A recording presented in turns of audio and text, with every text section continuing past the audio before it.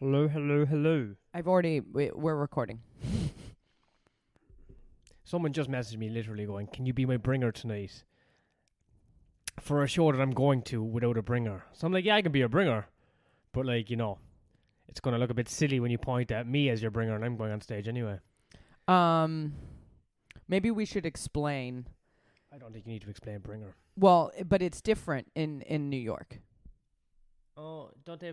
You're not speaking to the microphone. I thought they had big bringer shows there. We have to bring Yeah, 20 but people. that's no. Well, no. What happens is the bringers are at a comedy club, like an actual club, not what is like an open mic or whatever. And you con like 6 of your closest family members Our friends. and friends to buy tickets and then buy a 2-drink minimum, and then you go on the stage at Gotham Comedy Club after doing 4 gigs and do like what is arguably the biggest gig of your career, and then you have a tape of you at your absolute worst doing comedy, and that is what. Or you could be great off the top. Who knows? Well, yeah. On that note, I mean, this isn't what I wanted to talk about, but fine. There's a couple kids doing comedy over here, and when I say kids, I mean children. They're basically children, and they're like, I don't know, they're pretty funny. Very upsetting. It is upsetting. It is upsetting. Were you that funny? I mean, like one of these kids, I have never seen somebody be so smart and funny. And then they were, I was on this panel, and I don't think I should be on a panel of anything, but, whatever. I was asked to do it, and everybody has a price. And, and I like the club, and I like the booker and whatever. And so I was like, okay, I'll sit on this panel. But like, I mean, you could shout out the club, give them some props. It's Foxhall Comedy Club. It's the Ding Dong Gong Show. It's actually very funny because they give the audience members, giant dildos, and they wave them around. But this audience was so supportive. It was like not a gong show. It was really just like a circle jerk. And like, I'm not saying, but it's just like, a gong show. Like you did that one at the fucking Comedy Store. Yeah. They're like brutal. Like the whole point is to be like even too brutal. I hope that place gets kind of a 9/11 style attack, and everyone in there dies. Anyway, they were mean to me. What can I say? Well, that's what I mean. And this was the polar opposite. This was like when acts were forgetting their material, which, you do when you're new at comedy. There's nothing wrong with that, like whatever. But they were going like, keep going, and like applauding. And there was this girl, this black girl on stage, and she was funny, but forgot her jokes. And then everybody was like applauding. And then she was like, it's a predominantly white audience, and she goes, black people don't do this. and then she got like another applause break, and people were screaming and whooping and hollering, and yeah, it was funny, but it was like at the same time when you're looking, and she's funny, like she totally, but she's done like I don't know what she said, like 20 gigs, like, so it's like she's brand new, so it was just like, okay, you're funny, just keep doing it, whatever. But it was like, if it was a normal gong show, she would have been gonged off just by just forgetting the jokes, because that's the idea, is being like ruthless. But this was more like a support group. No, I looked busy anyway. You showed me a video. Yeah, but why are we talking about this? I don't know. We're fucking talking about shit. We just got into it. What do you want to talk about? The printer? I do want to talk about the printer. All right, take that energy and move it over to the printer. Well, I guess, I don't know. But, since we're on this, should we just, like, wrap it up? Like, basically, I'm not funny. That's what I realized yesterday. No, I think you're probably funny. I think you're just intimidated by kids. I'm intimidated by everything right now. I'm flying to New York tomorrow. I'm scared I'm going to get there and everybody's going to be funnier than me. I live in... No, people are shit everywhere. I live in fear. But it's like this weird... No, hold on. I don't want to say it's fear, because, like, I'm also like, just kill me now. You know what I mean? Like, so I'm not like... I guess it's a state of... If I think hard enough, I can feel bad about anything. Yeah. Yeah. And... I said this to a guy I dated once, who was also a comedian or whatever. It was, real early days for me. And like, I thought about doing a bit on it. And I was talking about this last night because, of course, I left this show feeling like some sort of, I don't know, I felt like an imposter. And, maybe I could do it like, if I think hard enough, I can feel bad about anything.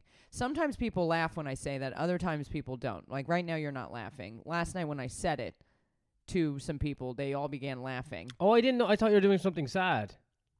I don't Well, want it to is laugh. sort of sad. Oh, yeah, well, I my don't- mind is I don't want to laugh at is in a sad. vice. I don't want to laugh at sad. I mean, I do I don't want to enjoy. laugh at sad. I do enjoy laughing at sad, but I'm not gonna like laugh at sad right in your face. I was listening. No, I I didn't know know you were. you're. I didn't know you were structuring it as a comedy bit. I thought you Well, were. Like, I don't know what I'm doing. I don't know what I'm doing. That's why I don't understand why I was on a panel judging other people doing comedy. But I was. Yeah, but those kids are just you. Those first few gigs, sometimes you're very You're good for a while, then you get bad, then you keep on getting worse, and then you just don't stop. You know? And then they're you. No, Yeah. I'm kidding. I mean, to a certain degree, yeah. Yeah. It's very hard to get older because I think comedy these days is like almost like the hot young. Everyone's a pedophile, really, when you think about it. It doesn't even matter what your cut-off age you are. I don't know how you got there from. No, they are though. I mean, no one wants to put like a fucking 45-year-old on TV. They want to put a 21-year-old retard. Honestly, if you think about it. Yeah, but then like 21-year-olds have barely lived, so it's like, what are they even writing about? I actually met a 21-year-old last night who has had a pretty interesting life. What are you, a child soldier? I mean, close enough. Really? I don't know. It was. He did not seem 21 at all, but was 21, and he was funny. He just went a little fast, which Where is he from? I don't remember. I saw so many acts. I don't remember where they're all like actually from. Yeah, I'm having trouble with people's names at one of them hosting I'm out shows. of room. You know what I mean? And I just can't pronounce some of them. That's it. Even the English ones are kind of stupid. There was a guy last week and his name was Cathal O'Riordan. I was like, I'm fucking nailed that. That was the one name I got right because it makes sense to my fucking mouth. Carl O'Riordan. Cathal O'Riordan. Cathal. I imagine every English MC probably fucks that one up. Carl. But then everyone else I have is like Carl. I don't know how to. Yeah, I'm not even going to like do an example of anyone's name. Carl. Yeah, you're not able to do it. You're not going to be able to say it. Like so. I mean, you're not being racist, but you're certainly disrespecting Cathal. Cathal. That's how you spell it. Cathal. Cathal. There you go.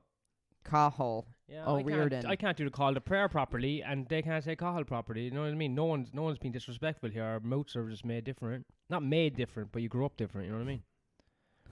Yeah, I mean, I've got like Brian. Brian. Yeah, I can do Brian. Yeah. I can't say my own fucking name. Mark. Mac. Fuck you. But your name wasn't Mark. Mark. Yeah, you have to go Mark though. Mark. Oh, Mark. That's what you have to say to these fucking inbreds. And I know I'm from the country with the more inbreeding, but you know what I mean? Or is Ireland more inbred than England? Any place that's small with a smaller population, that's more rural. Well, I mean, they're royalty to the inbreeding, but there's a lot of people here. Why is it that every time we turn on the microphone, I start to deplete in energy? Drink your coffee or your tea. I think I got a crink in my back. I'm getting on a flight. I'm not happy. I've had to deal with a lot of bureaucratic horse shit just to get on this fucking airplane. I don't want to even get on the airplane. I have to be honest. The last time I got on a plane, I ended up stuck in a foreign country. I'm having a lot of weird feelings. Oh, yeah, that was the last time you flew, wasn't it? Yes. Well, except to get out of that foreign country, but then kind of stuck in this foreign country. So I'm just sort of, and I understand, like, I'm going back to my country, but I haven't really been there for almost 2 years, so it doesn't really feel like my country. Oh, it's definitely changed. I'm real stressed out. Do you think so? Oh, what? The U.S. pre-COVID and after COVID? Pre and after. Is that how you say it? Pre and post. Before and after, pre and post. I mean, we're technically still in COVID. No, not my ears. I'm done. I'm done too. It's optional. You can stay in it as long as you want. That's how I feel. You know, I've tapped out, so I've tapped out as well.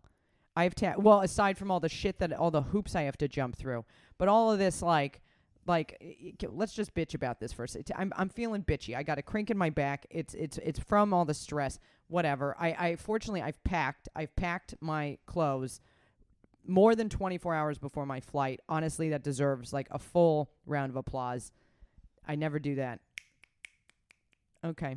Some snaps will do. Yeah. And Did you pack for the weather? Well, don't even get me started because I'm doing New York and California. There's totally different weather in both places. It started to stress me out because I needed as much room in my suitcase because I'm bringing back my actual belongings that are still in New York City. So I needed to bring warm enough clothes for being in the fall in New York, beautiful time of year to be in New York, but also like summer clothes because everything's on fire in California and I will be too. So I wanted to make sure to have, some crop tops. But I'm going to also be hanging out with my mom and like I don't really. So the point is I had to figure out how to merge two wardrobes into one and also enjoy the way I look. But I hate all my clothes because I don't feel like I'm that person anymore. So there's like an existential dread to packing in general. And I'm going to be performing in New York. I've scheduled 10 shows in 4 days, which is going to somehow go around me going through all of my shit and packing it up to ship over here. And then I'm supposed to like see people. I'm feeling real stressed out and I had to pack for that. And in addition to doing all this horse shit for coronavirus, which as we both noted, we have tapped out of. I have tapped out of it. I think these are my thoughts. Do you want to know my thoughts or do you want to say your thoughts? Let's hear your thoughts. My thoughts about coronavirus are this. Made up. No. Chinese. Okay. Made up Chinese. What other thoughts do we have? Okay, so we're doing your thoughts. That's fine. Do you have any other thoughts? Not on purpose, but kind of on purpose. No, not on purpose. That's a thought. Not on purpose. Okay. My thoughts are this. Like, I haven't looked at the news. I don't remember the last time I looked at the news. I won't be looking at the news. I hear my news hearsay, from different people. But I think if you're gonna be on this like high and mighty, like that virus is still, and if you care, whatever, if that's how you feel, that the virus is still out there and we should all be inside and wearing our masks and whatever, you better not have come outside. You better have been inside this whole fucking time. No, these pussy communists love it. They love it. Some people just, where's your mask? It's like, it's not June. Shut up. I'm over it. I don't care. Yeah, like I got the vaccine so I could get on a fucking plane. I did it. All this like, oh, if you're not doing your part. I don't know. Like, I just am a very live and let live person. I feel like people get to make choices. If you don't like their choices, it's not your life, and this whole like, but everyone in the world, it's like, you've made a choice probably in your life before coronavirus that inadvertently hurt somebody else. That's what happens. Yeah, don't give me dirty looks on the tube because I don't have a mask on. What about those black teenagers that have never had a mask on? Because you won't put it on them, but they'll give me dirty looks. Oh, right, because they're woke, so it's... Yeah, who fucking cares? It's late in the game. You get vaccinated if you want. Anyway, that's all I want to say about that. I just think, it does make travel super fucking hard. But I want to make it very clear. If you want to die on the hill of like, if you care about society, stay inside. Like literally, you better have never come outside. You better never went and saw one of your friends. You better never went to work. You better never, ever, ever, ever, ever. Because if you did, then you're a hypocrite. That's all I have to say about that. So I had to follow all the little rules to do this. Apparently, I had to get 2 different coronavirus tests just to do this. One, because you had coronavirus, and apparently if I take a PCR test, it can detect if I had corona in the last 90 days, even if I didn't know I had it. So I had to go get a test just in case I had it and didn't know it. To make sure that my 10-day isolation period would start before my flight. So I literally had to schedule in a test around gigs that I would be willing to cancel. So I was negative for that, but then I had to go pay a private place because they won't accept the free tests from the NHS. I had to go pay £50 at a private place, carve out some time, waddle my ass on over there to get another test 3 days prior to me flying. Even though I could get coronavirus right fucking now and still get on that airplane. It seems like a money grab. It's a money grab. At this stage.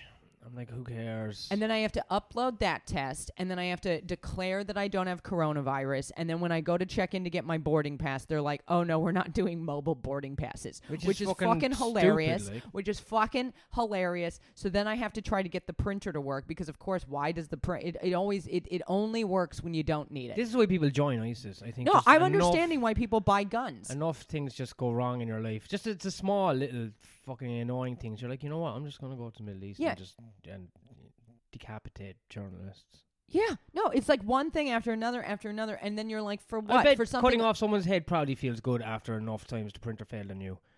I get it. I'm not saying I want to do, and no, I don't really want to decapitate anybody. But do you know? I don't what I have the balls to decapitate someone, but if you're that way built and inclined, I bet it would make you forget about all the little mishaps of just shitty travel bureaucracy. I mean, because then you and I are sitting there staring at the printer like it's a fucking alien, because it basically is. And I'm not going to be able to fucking do anything with that thing. Well, no, you got the ink cartridge to come out, like you got the part that holds the ink to. And I left the room because I felt like that was enough. Well, it was very important, but so, you know, because it's like this chain of events. So I did get this printer for free with this box of ink from this lady, and now who knows why she gave it away. The printer works, but the ink needed to be changed. But of course, it takes 45 minutes to figure out what the flashing light means for which place it's flashing, whatever. So then you get the thing to pop out, and then I put the new ink in, but then it's still not working, only to realize that all the free ink she gave me didn't actually fit with that printer, so I can't actually print it out. She's a liar. This woman's a liar. So now we know where she lives. I want the woman to die. I want the airline, and I don't even want to get on the flight. Like, I wanted to cry. I was like, you know what? Fuck the trip. I'll stay here. I won't get on the plane. It's fine. Did you pick up the printer from her place? Yeah, but is this her fault? Like, who is at the root of the problem? It has to be someone's fault. But does she have a dog? Let's say she gets a letter going, "We have your dog." I mean, we would take very good care of her dog. Well, we'll see what kind of dog it is first. I would love the dog no matter what kind of dog it is. If it rubs me the wrong way. What? I'm sorry, what would you do with it? Just not be as nice to it as I would be with a dog that I prefer. Okay, I mean, well, fine. But I will give it extra love to make up for the fact that you don't love it enough. Eat dog. No. I would never do that. I don't think I could do that. And I know we eat other things with eyes and hearts and brains and that are as smart as dogs, but I don't think I could do the dog. But so far, so good. It looks like you're going to be able to get on your flight reasonably easily. Well, the last time I got, you want to know, I forget this. I forget this because 2020 was from front to back the worst year of my life, from start to finish. Even, I mean, you are the prize that, came out of it. Oh, I've aged a lot in 2020. But when I left you in Bethnal Green that morning to fly to New York to pack a bag to fly to Australia, when I lost a necklace of mine, I lost it. I remember I lost an earring in that fucking apartment. Oh, yeah. So I lost an earring. Expensive earring, expensive necklace. So I'm like, okay. So, and then I board my flight. I drag all my shit to the airport. I board my flight. And do you not remember, did I not tell you this? For 7.5 hours. So there was this Hasidic Jewish family behind me, okay? Oh, my favorite kind of Jewish. And for 7.5 hours, 2 children, because they had one of them in their lap. So it was like, 3 seats were occupied by 4 people. 2 children kicked the back of my seat. Oh. And I turned around and I said, can you please, the kicking needs to stop. That would change your view on history after an hour in. I mean, I'm just, and like... I'm sitting there, and I was like, please, it really needs to stop, because if you remember, I didn't sleep a lot. I was packing. Did you say it? You said it to them, no? I asked them to, and then I asked the fucking flight attendant. I was like, because I said, miss, and because you could hear it. They're screaming, they're kicking it was obvious. Like, the area on the plane that you hear is like got all this racket? It was my area. 7.5 hours, they kicked my fucking seat, and I never felt. You just wanted to scream at them in German. Yes, I was like, I was like, try, but of course I didn't have Wi-Fi on the flight because I was like, I'm going to sleep. I'm not going to pay for it. So, I wanted to Google words in German. Couldn't. So I just had to keep it all inside, and then I got off the flight, and that's when I realized I lost the necklace. And then I had to dragged myself. This is actually insane when I think about it.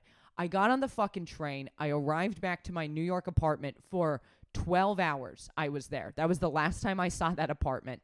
I packed. I threw my shit from London because I needed to pack to go to Australia, and then I went and did a show at Beauty Bar. Okay, the last show I ever did in New York City was at Beauty Bar. I was trying a new joke, and this guy walks in, like very flamboyant, very loud, just like yeah, like talking to his friend, and this like I'm not there, you know. So I was like, hey, I was like, hello, hi.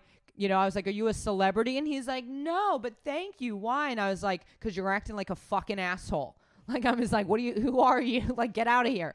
And then I couldn't try the new joke. And then I got back on the train. I slept on my couch for 3 hours and then flew to California to fly to Australia.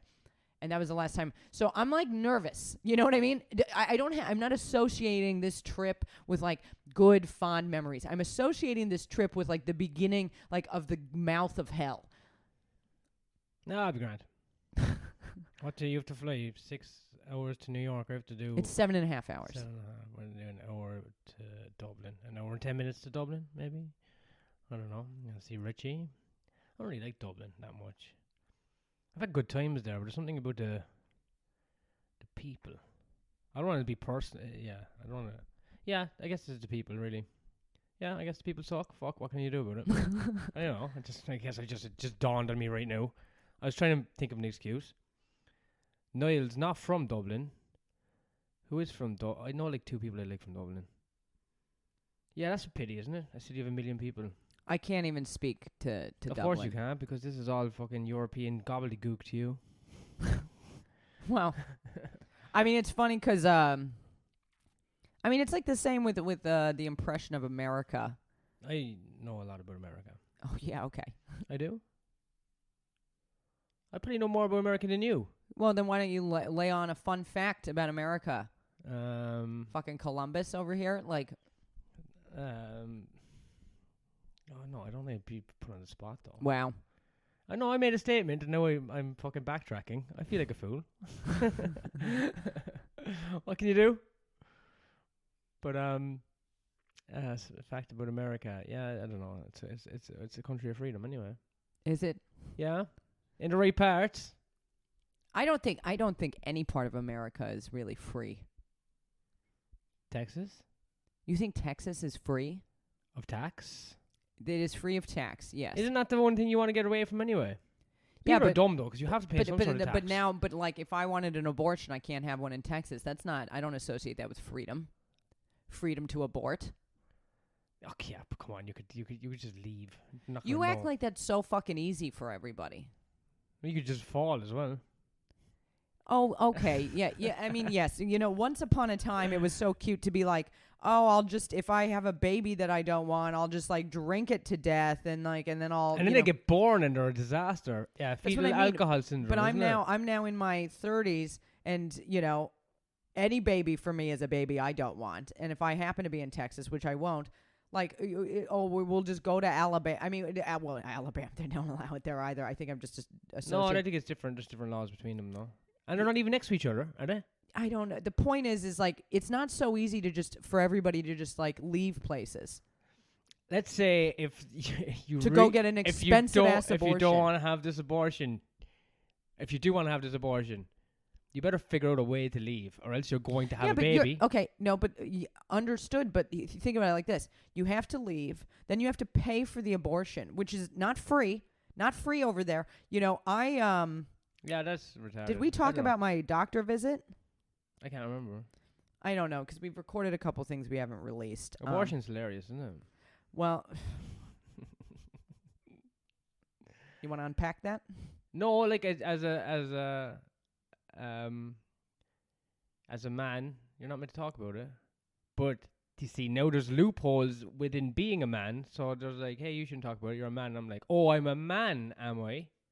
Now we can talk about abortion, because I don't bind to narrative of being a man. Because no one knows what your gender is now? Yeah, because I could have a fucking baby. You don't know it. Don't tell me. Do you have a baby? You capitalist scum. Please God, I am so confused about everything these days. Oh yeah, it's been made to be very confusing. You just got to push on through and find the funny. Well, I mean, I agree with that, but nobody else does, or a lot of people don't. You can't joke about that. Are you doing some shows in New York that that you would have been your regulars from before. Yeah. So that's good, isn't it? You're going to be in rooms that you would have been in pre the world changing. I know. I'm very nervous about the whole thing. I don't think you should be nervous. I think you should be like kind of going, oh, this is going to be nice. You're right. Okay, you're right. But if I think hard enough, I can feel bad about anything. So, and for this instance, it doesn't really seem to take that much. Like you mentioned going to New York and going into rooms I used to go into, and I immediately feel bad. Why? Because I feel like an imposter. I feel like I have this thing set in my mind that if you want to get really good at comedy, you're in New York City to do it. And I have not been in New York City, so I have this idea that I'm going to go back there and not be as funny as everybody. And that is probably a personal problem, for sure. I'm admitting it into a microphone. Yes, I feel like everyone got good except for me. That is what I feel like. Is it accurate? Maybe. Who knows? We're going to find out. But does it give me anxiety? Absolutely. I wouldn't worry too much. I think people think that you don't realize how much people don't give a fuck about you.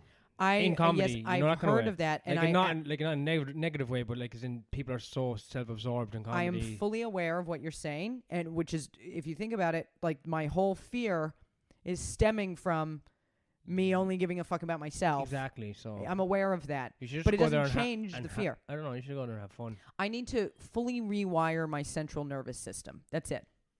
Mm-hmm. And I'm aware of that that as well. sounds easy. It's not easy. It's absolutely terrifying. It's like, well, I'm not qualified to do that. Yeah, I know. I'm not asking you to do it.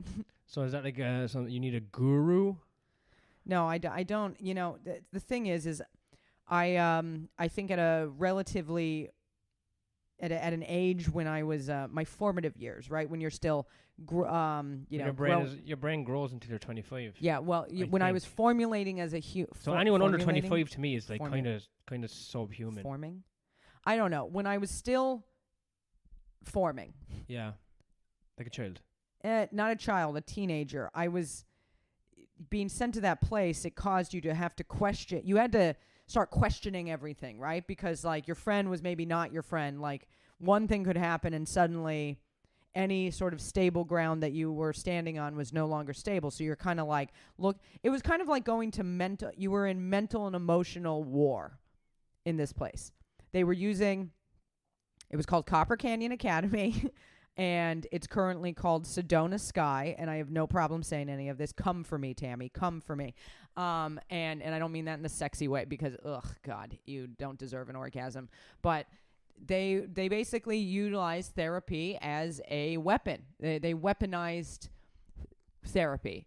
And it was like sort of imagine Lord of the Flies without any of the violence. Although I know violence probably occurred to other people, and I was one of the lucky people that didn't have to deal with anything physical. But like, so you're in this place where you're having to pretend. Should I throw you this stuffed animal? You're gonna throw me the stuff? Yeah, throw me the stuffed animal. Thank you. Fine. Why not? Here. Okay. Thank you. Yeah. So you're in this place where you have to pretend. You might as well just fucking. Just take a picture of this. You're in this place where you have to pretend like you're playing the game, but you have to be thinking about who's going to do what to you because people would sell you out in order to make sure their standing in this program, remain the same. And the goal ultimately is to hopefully trick everybody enough or I guess they would say heal, but you don't get to heal in an environment where you're being abused. That's not reality. They might pretend like they're healing people, but they're not. They're abusing people, children. So it's like you're having to play their game. It's a real mind fuck, especially for a teenager. So my point is like my mind, I believe, adapted to. They gave you brain damage. Kind of. I've been given brain damage. I'm in this place where I'm kind of feeling like everything is really unstable and I don't know what's going to happen. And I have learned to expect the worst because the worst has happened. Oh. Although I'm not always anticipating Things are starting the worst. To make more sense. I'm hoping for the best. But yeah, so if I think hard enough, I can feel bad about anything because they were able to turn even good moments into bad things. Yeah. Amazingly. I'm going to tell you, this is something they did. And maybe this is the very moment, and you gave me the stuffed animal, so now I'm feeling all my feelings. So like this is your fucking fault. But like, this is what they did. This is not my strong point. So there was a thing called big group, right? And we had it once a week where, on Tuesdays you had your caseload, which was you and the other women, girls at the time, that you guys had the same therapist. And then on Wednesday there was big group, and then Thursday there was a different kind of group, and Friday there was a different, but big group. And big group was when you as the community, everyone who lived there, you met for like a therapy group, and the therapist would change every week. And that's when you were allowed to talk to other level ones. There were level 1s, 2, 3, 4. Level 1s weren't allowed to look at, talk to, or have third-party communication with other level 1s on a daily basis. You weren't allowed to wear shoes. You weren't allowed to wear tampons. You had to earn those privileges on level 2. So in big group, level 1s were allowed to talk to each other. So this is what they did. They took us all into this, building off-site, walking distance, and they said that we were going to have an exercise. Like, that was sort of like a game. They were going to put us all in our own little groups, and we're allowed to speak to everyone in the group, and what we had to figure out why we were all in a group together. So we all were like, oh, this is fun, right? Because we're sitting there, we're getting to talk to, some of us are getting to talk to people we're not normally allowed to talk to and whatever. And so I remember the group I was in, there was this girl in there, and I was like, well, we both really like music. We're pretty creative. Maybe that's why, we have dark hair. Everybody's doing this. Like, we're having a good time. And then they gave us like 10 minutes to do that. And then they said, okay, now we're going to let you know what your groups are called. And the biggest group, they were like, this is the positive peer group. These are the girls in the community that are positive peers, that are moving forward in the program in a healthy way.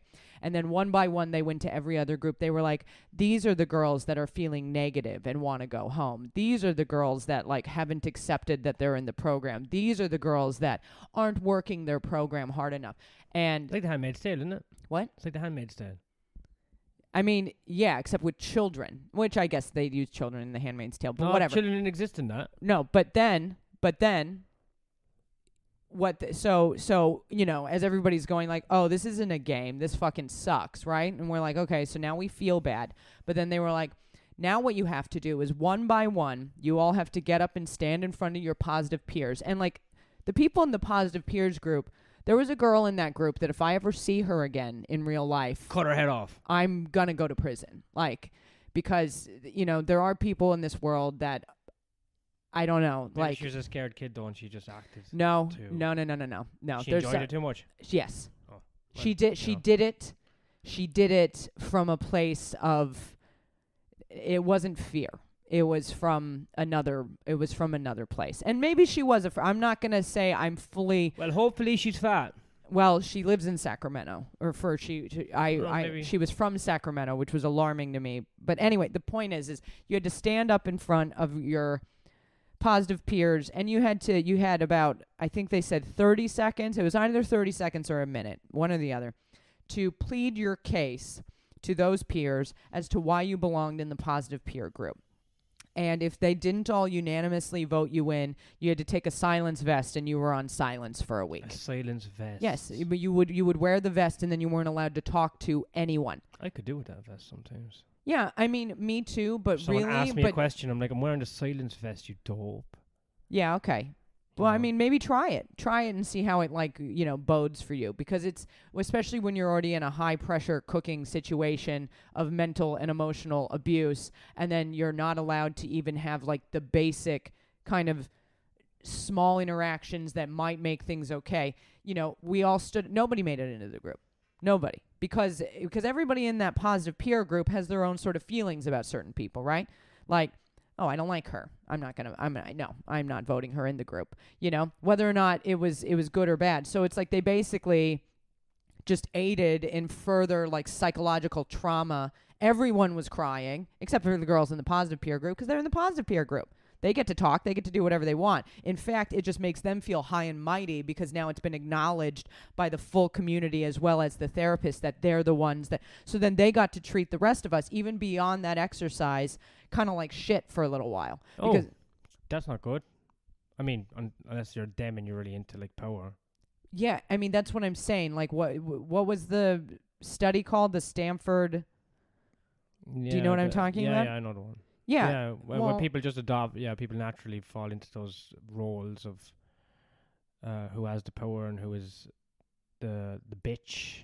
Yeah. To the person who has the power. But they're doing this to children who they are telling their parents they're helping, but really they're damaging further and further into. No, I get it for sure. Do you get it? Because I Yeah. can't tell. Because I mean, I know you like to make jokes when I'm like being serious. This, and whatever, and maybe I take things too seriously sometimes, but maybe after hearing that, would you understand why I might live in I get it. absolute fear of everybody's intentions and shit all over the world, and then I'm always sort of thinking, like, what's going to fucking happen that's going to be bad? Because it was like, I walked into that scenario, that situation, being like, oh, we're going to play a game. That's cool. Like, I feel like truly as a person, I do have, like, I'm not sitting here thinking, oh, everything sucks and da-da-da-da-da, even though it does. I'm kind of, like, hoping for the best, but I've kind of learned to expect the worst, so I'm trying to at least anticipate what that might be, so I'm not hit with a fucking curveball and a punch to the face. But no matter what I anticipate, usually something even worse happens. Case in point, coronavirus.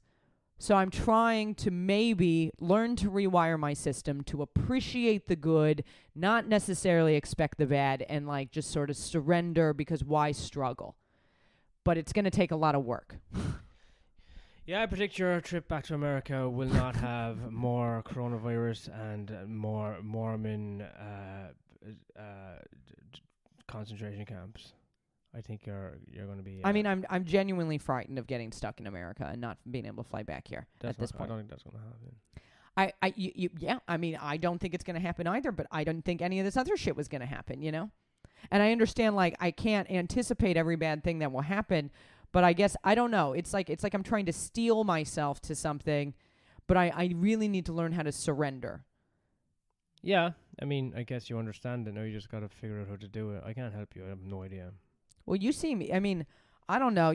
I used to think, between the two of us, like I had it like more figured out, right? But now I kind of think you have it more figured out.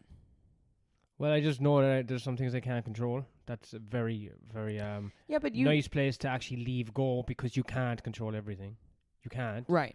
It's insane to try. And you see people who try and do it, and they just it's ridiculous. Is that? Are you? No, I'm not referring to you, but I mean people in general. Excuse me. Jesus Christ. Yeah, you can't. There's situations where you have to just go, this is out of my control. I think because, I'm trying to learn, we've been listening, well, you sleep to it, but I've been listening to a lot of, like, Ram Dass, more Robert Anton Wilson about, like, our, rewiring, our inner consciousness or whatever. And I'm hearing them, but I'm struggling to, I've touched it, right? Like, do you remember when I was going to kill myself? Oh, yeah, that hilarious time. Oh, now you don't want to make any jokes? Like, you were making jokes during something that was, like, truly, truly traumatic for me. But now, yeah, okay. So I guess, whatever. So there was that time where I was going to kill myself, but then I started meditating, and then at an alarming rate, I seemed to release some of my pain or whatever, and then I was, like, really happy. Yeah. And then you said it was scary. Yeah, because there was no gradual change. It was like one extreme to the next, and to me that's like bipolar. Yeah, I mean, I understand that, but as you can, I mean, I feel like there has not been. No, you've stabilized. Stabilized in my misery. You've stabilized, yeah. Just fucking huge peaks and valleys is like alarming. Right, and I found it unusual too, right? But I had never like meditated and shit before, and it was like I released that pain or whatever about I think about coronavirus, and then I felt this like connectivity with the whole fucking world. I was like, man, I am one with the world, and the world is one with me, and everything is perfect as it is. Yeah, even that's the just pain good. and the Just suffering. don't tell people that, because it's so annoying to hear. I think when people are like trying to say that hippy dippy talk. Well, I think once you have that narrative in your head, you're on a good path. Yeah, well, it was in my head, but then the point, what I'm trying to make is like, then suddenly everything else started coming up, and now I'm having to deal with it for the first time because I'm realizing I never dealt with it, and then I'm realizing I haven't been myself since X, Y, Z age, whatever. Whenever there was a mask, and then there was another mask, and that's the mask I've been living in, and surrounding myself with the things and whatever in my life that I built, which isn't me. It's just like something I do. It's not my actual self, and then having a full on like metaphysical meltdown. I mean, so that's where I'm at right now. But the point is I'm not like trying to reach that place again because I like want the high of it, but I'm trying to kind of, I don't know, look at things from that loving place and accepting place and surrendering place, because I remember the idea that we are all connected and it is all one and whatever. But, it's not easy because people are fucking annoying. They're comedy is annoying.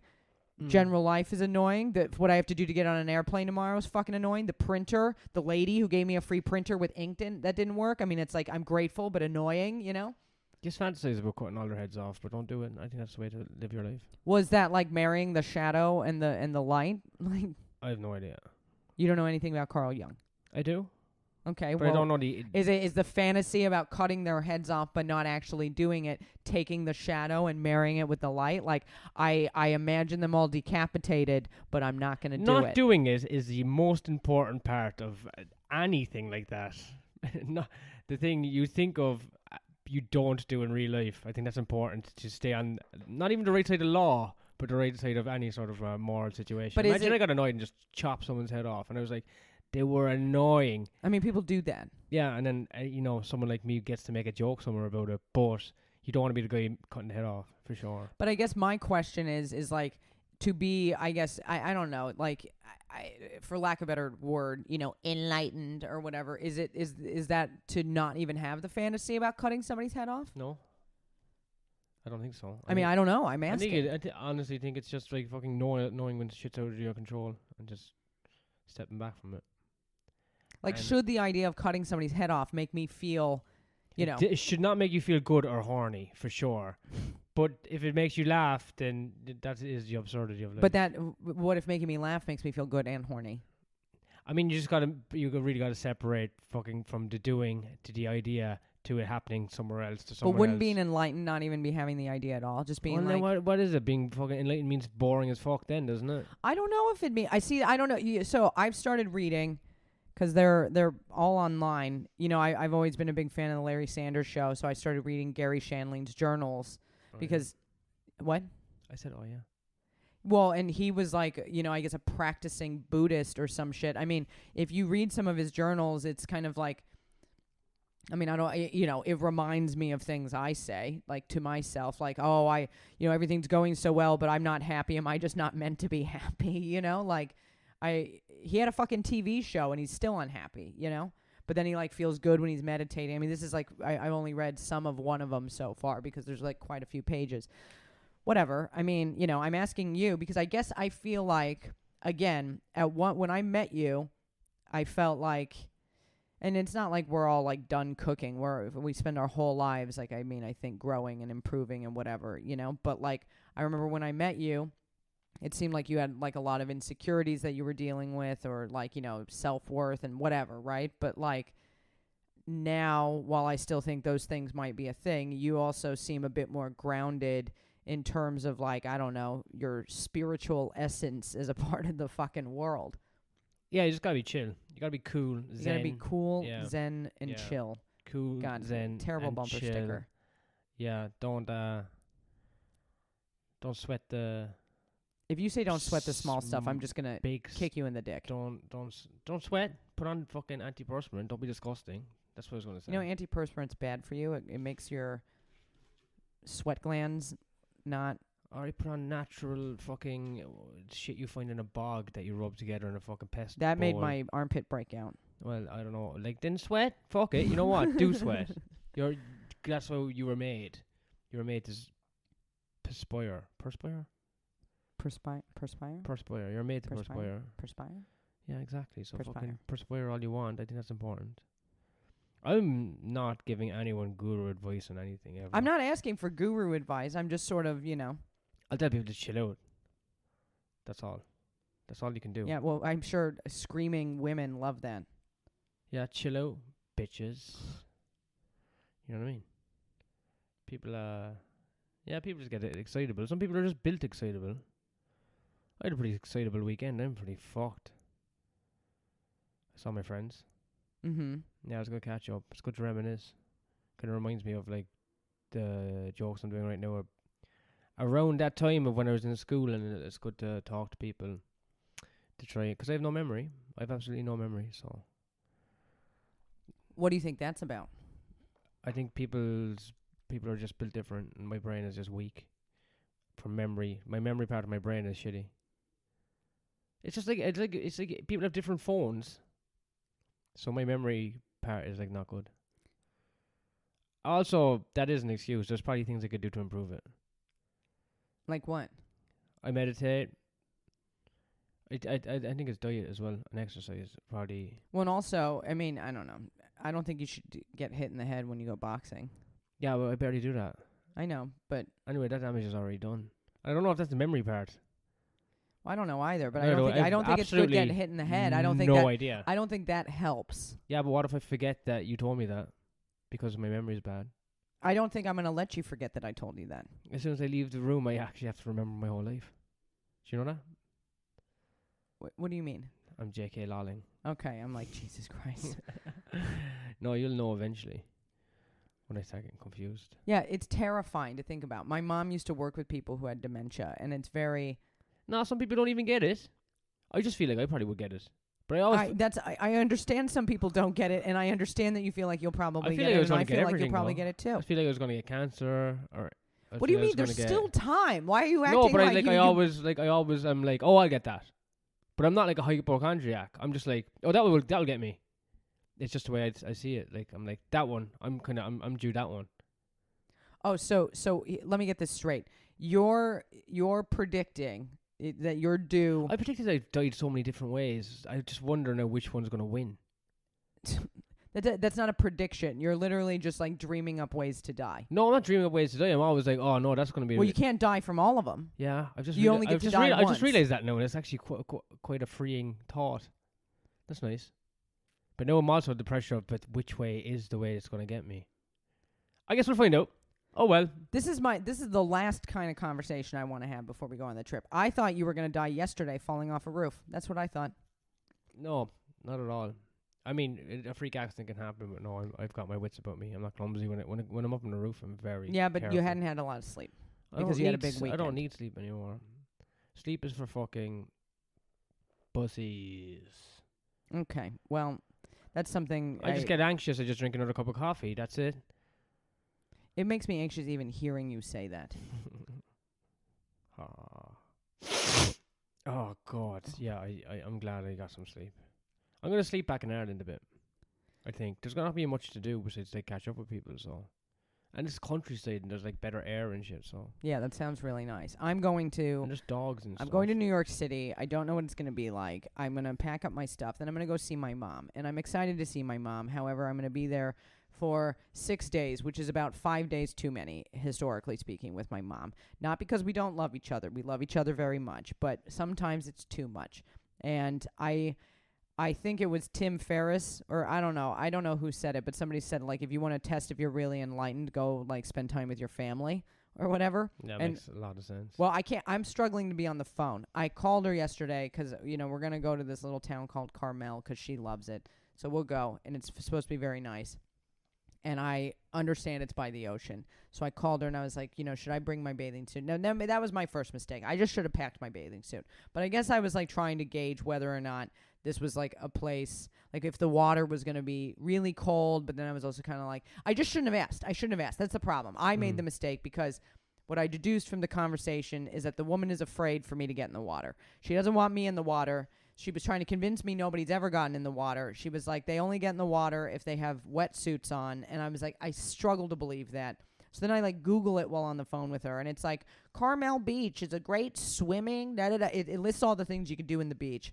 It does say like you want to be careful of the riptide or whatever. But the point is she doesn't want me in the water. So I know when I get there and I want to go in the water, because the last time I was near water was Australia, but we weren't allowed to get in it because we were in a lockdown. So I'd like to be in the water, even if it's going to freeze my nuts off. But I know in order to get in that water, it's going to be like the Battle of Algiers. I swear to God. It's going to be like... The Battle of Algiers? I'm going to have to rip through... What an obscure reference. Whatever. It's going to be insane. And guess what? I'm not getting in the water. I promise you.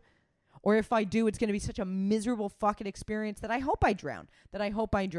And that's because she's scared for me to get in the water. And I'm not going to be able to change that. That I cannot change that. I cannot convince. She is old. She wins. That's it. And it's not even about winning, but because she's old, like she has to get her way. I'm never going to be heard. There's not enough therapy in the world to get over whatever is at the base of this. But I know I'm not getting in that fucking water, but I'm still packing my bathing suit anyway. True that. Word up. Free the people. Yeah, get in the water, I think. I haven't been in seawater in fucking how long? We have Patreons we need to mention. Yeah, I know. You seem like you've somehow... What's going on over there? Me, I'm just floating through life, innit? I'm thinking all these thoughts and shit, like. You're thinking all these thoughts, but you're not saying it, and I'm just screaming about how my mommy issues. Yeah, but I think it's good for you.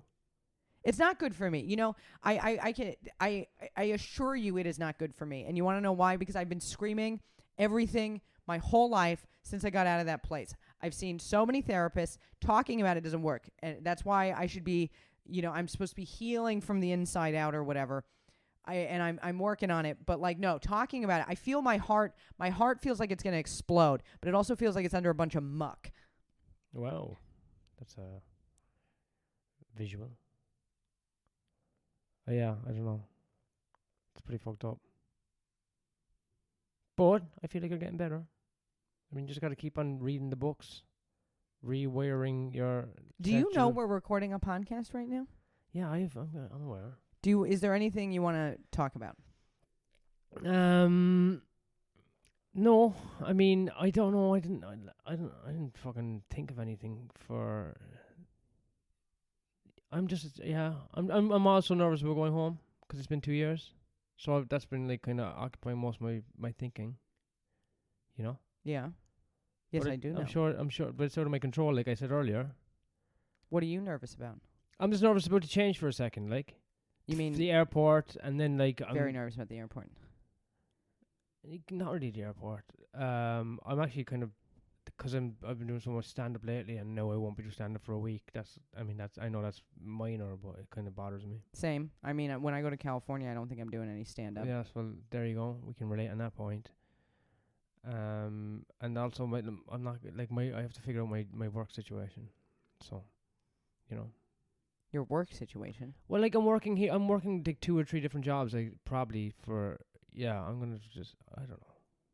I wish this was funny, this shit, but this is like me. This is literally me riffing through the fucking. Well, see now this the forms in my head, like that. I'm like, oh, this is stuff I need to take care of.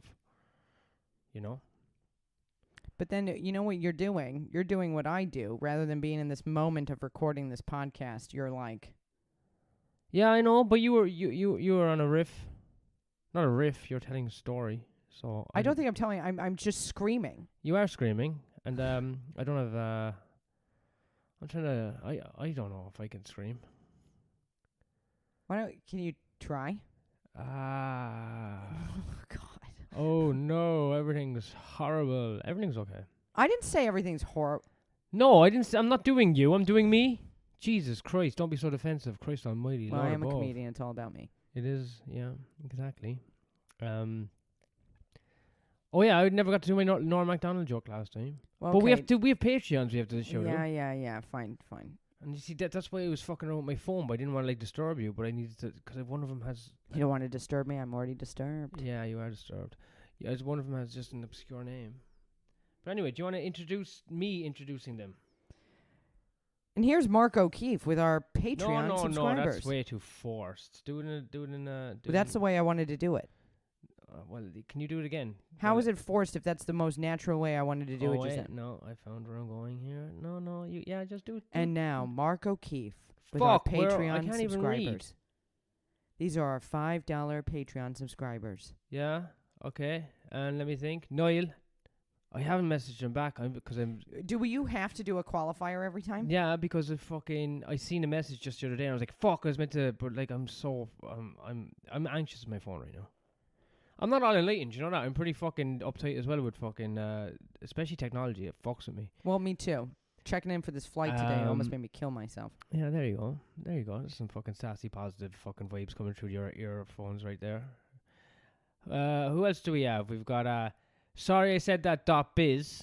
So I think That's a new subscriber. that's a new subscriber. Thank Nice you. one. I'm not going to say. I don't think he wants his name. Sorry, wait, what is it? Sorry I said that dot biz. said that dot biz. Yeah, so check out sorry I said that dot biz and see what he's sorry. Just See what he's ISIS sorry about beheading saying. videos. See what he's sorry about saying. I mean that's important.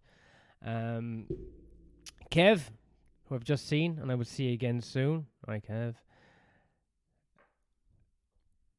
Chicken House. Chicken House. Yep. Yeah. Chicken Thank House. you, Chicken House. He donates. Well, I'm assuming it's a he. It's a Chicken House. I don't know. 6.66. Oh, Dot wow. 66, Oh, yeah. Symbolic of the devil. Wow. I love it. That's hilarious. And who's the Damo. Damo? Oh yeah, Damo's people have been telling me Damo's been sober for quite a while now. I'm very interested to see that. Am I real? Dr. Cool Guy. Dr. Cool Guy. Oh, he's like a qualified surgeon of coolness. Yes, he is. He actually Yeah. is. $10. That's very nice. Isn't that nice? Yeah. So thank you. Is that everybody? I think that's everyone. I think that's everyone who does $5 or more. Yeah, I think that is. So thank you. There are some people in the lower tiers. Thank you as well. Also, thank you. I don't know. Do you think this was any good?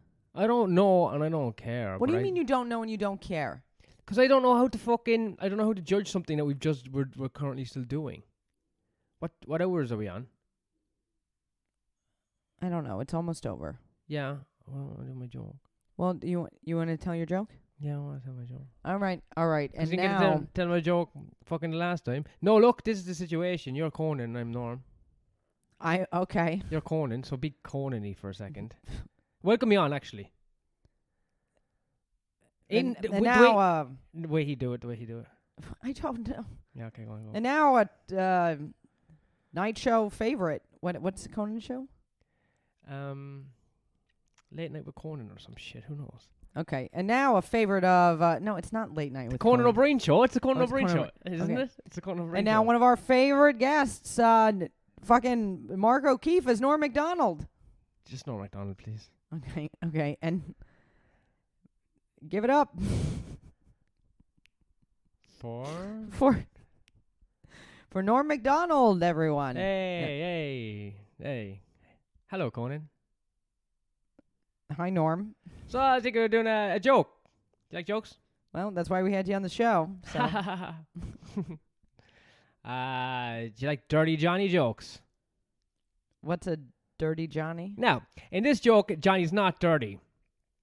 So, they're in the classroom, the teacher's like, tell a story and then tell us the moral of the story. And first, Jenny, she puts up her hand and she's like, my father works for the hatchery. And he put all the eggs in his cart. And then the road was uneven. And some of the eggs broke before it got back into town.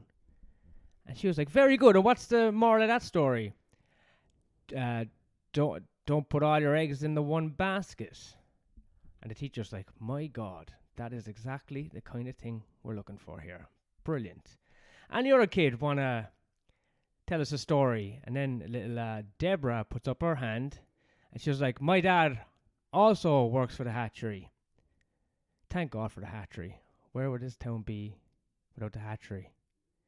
And he counted all his eggs before they hatched. And something. The moral of the story is don't count your chickens before they hatch. You following this?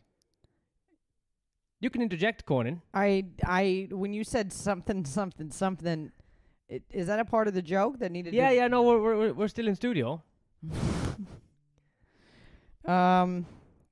Anyway, then Dirty Johnny puts up his hand in the back of the room, and the teacher's like, "Oh my God, no! Well, I took an oath. Every child matters.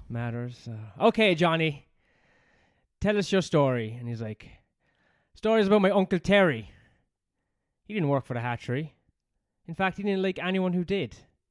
He was in Vietnam." Thing about Uncle Terry was not a lot of people like Terry. And you've heard of people abandoning their squad in the army. Well, did you ever hear of a squad abandoning a guy? Just one guy. One time, far away from these shores, in a little city of Da Nang, Terry woke up and his whole squad was gone. They left him a couple of Jack Daniels bottles, That's nice. a Kalashnikov, and a couple of Glocks. what? It's like an M16 kind of thing. Hmm. Anyway, Terry wakes up and shakes it off. Maybe you Downs. do know more about American culture than I do. I think it's a Russian rifle anyway. Terry downs one of the bottles of Jack Daniels and just walks through the jungle. Saves the rest for the road. Yeah. Till he comes to a village. And he doesn't know if they're Charlie or who Charlie's meant to be protecting. So he takes another big swig of Jack Daniels. And all he knows is... Second bottle now? Yeah. Mm. He's got hate in his heart. He picks up that rifle and he just starts to shoot. And he arcs it like a farmer would arc a scythe. And by God, the men fall. And then the women, and I hate to even say it, Fall in love? the children too. Mm. And Terry's just standing there in the blood and the guts and the glory. And his hand rubs across his crotch area and he feels dampness. And he feels shame. Because in the fear he urinated himself. But then, on closer inspection, he realizes it's ejaculate. And where shame once was, he feels pride. Wow. And then the teacher's like, Jesus fucking Christ, what possibly could be the moral to that story? Jesus. And then Dirty Johnny's like, don't fuck with Uncle Terry when he's drunk. And he doesn't like any of you guys who work at the hatchery. It's great. I didn't really do that quite well, but yeah, I've been watching a lot of Norm lately because I've been depressed. Like he died, so. You're that what? I've been watching a lot of Norm because I was depressed since he died, so. Well, I don't want to say that was beautiful because I don't want to lie to you. Yeah, well, don't lie to me. But right. you did do it. I did it. I wanted to do something. And I'm proud of you. Yeah. Pride. Oh, pride. I guess we could wrap it up there. Good night and God bless. This American Irish love.